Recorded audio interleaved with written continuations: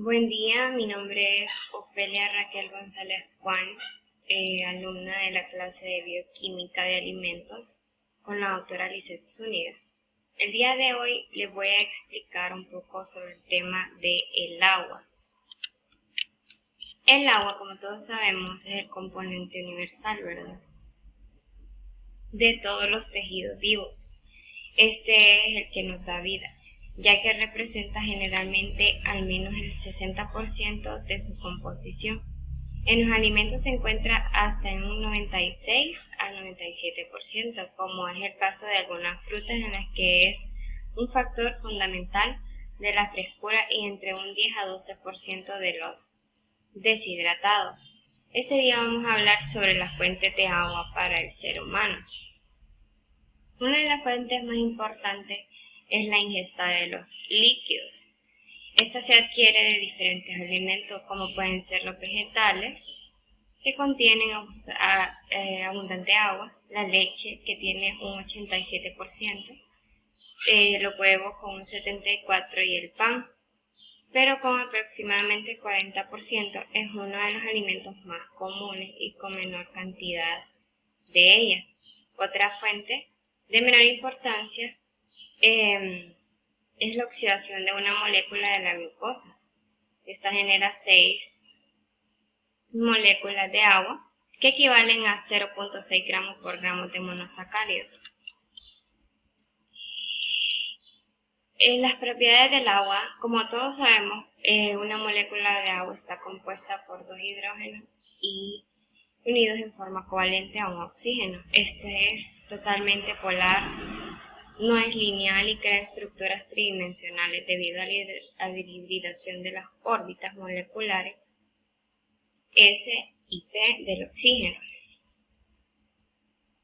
Debido a sus cargas parciales, la molécula de agua tiene dos sitios receptores y dos donadores de electrones, por lo que su interacción mediante fuentes de hidrógeno crea grandes estructuras tridimensionales, estables en el hielo y en el agua líquida, y son responsables de sus propiedades físicas tan peculiares. Como pueden ser las temperaturas bajas, estas pues favorecen la formación de puentes de hidrógeno, mientras que las altas los destruyen. Estas se consideran que en el hielo el 100% de las moléculas establecen puentes de hidrógeno y que en el vapor ese porcentaje es cero. También otra de las propiedades es el alto calor específico del agua. Esto indica la necesidad de aplicar mucha energía para poder incrementar su temperatura, ya que una buena proporción se consume enfriar la molécula debido a su gran momento dipolar y a romper los puentes de hidrógeno, pero no a calentarla. Como pueden ver en la imagen, las propiedades físicas y químicas del agua: es conductora de electricidad, la tensión superficial, el calor específico, la molécula polar, y como todos sabemos que es un solvente universal. El pH, la densidad, la hidrólisis, capilaridad, incomprensible, el punto de fusión y el punto de ebullición del agua. Esas pueden ser las propiedades químicas del agua. La distribución del agua en los alimentos y estabilidad de los alimentos. En los tejidos animal y vegetal, esta no está totalmente distribuida. Por ejemplo, debido a los complejos hidratados que se producen con proteínas, a los hidratos de carbono y otros, a las diversas estructuras internas propias de cada tejido y a los microcapilares que se forman a su incompatibilidad con los lípidos que no permiten su presencia. El citoplasma de las células presenta en alto porcentaje de polipéptidos capaces de retener más agua que los organelos que carecen de macromoléculas hidrófilas semejantes. En los alimentos existen diferentes estados energéticos en los que se encuentra el agua, es decir, no todo el agua de un producto tiene las mismas propiedades físico-químicas, y esto se puede comprobar fácilmente porque las diversas temperaturas de congelamiento que se observan en general. Un alimento se congela a 20 grados Celsius, pero aún a estas condiciones una fracción del agua permanece líquida y requiere temperaturas más bajas para que esas se solidifiquen, y estas son algunas frutas frescas con su porcentaje. Los alimentos de humedad intermedia tienen una larga vida de anaquel y no necesitan rehidratación o de enfriamiento para conservarse.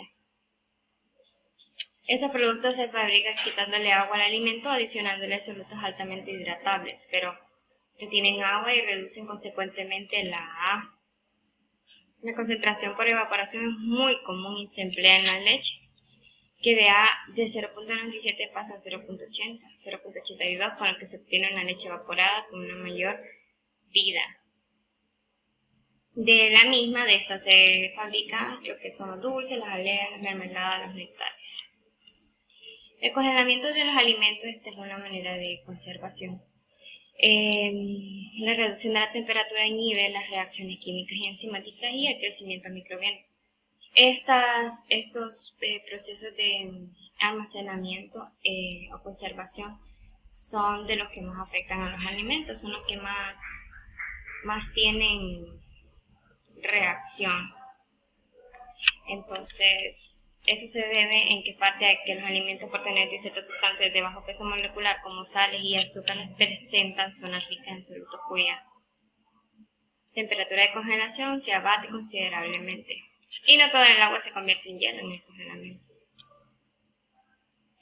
En cuanto a la velocidad de congelamiento, determina la formación y la localización de los cristales de hielo cuando se hace rápidamente en minutos a muy baja temperatura. Como les decía, estos métodos de conservación por congelamiento pues son los más dañinos, ya que es lento y afecta mayormente la membrana celular y además establece cristales intercelulares que tienen capacidad de unir las células e integrar grandes agregados. El agua en la industria alimentaria. Es muy importante que haya una entrada de agua en una industria alimentaria. Ningún recurso ambiental presenta tantos usos como el agua. En una planta de alimentos se emplea en la producción, en la formulación, en el transporte de vegetales, en la generación de vapor, en los servicios, en los sistemas de enfriamiento, en el lavado de equipos, maquinaria. El agua es muy esencial en una planta de alimentos. En muchas ocasiones el agua es la causa de reacciones que reducen las propiedades sensoriales y el valor nutritivo de los alimentos, por lo que es necesario tener un control adecuado de su calidad, sobre todo de la que está en contacto directo. No solamente los microorganismos presentes pueden causar daño, sino que las sales y los iones que contienen también ocasionan problemas, como es el caso del hierro, que cataliza las reacciones de oxidación de las moléculas insaturadas, produciendo rancidez y decoloración de diferentes pigmentos. Y aquí hay mucha razón porque hay agua que no es tanto de calidad, entonces al tener conexión con los alimentos esto se puede contaminar. Entonces hay que tener mucho cuidado con qué tipo de agua estamos trabajando en una planta de alimentos.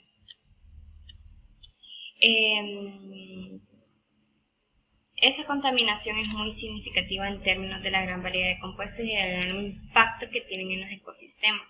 Las autoridades federales requieren que se cumpla con los valores límites de ciertos parámetros para poder descargar las aguas residuales, tales como las grasas, los aceites, sólidos sedimentales, pH, temperatura y etc. Y eso es todo. Muchas gracias.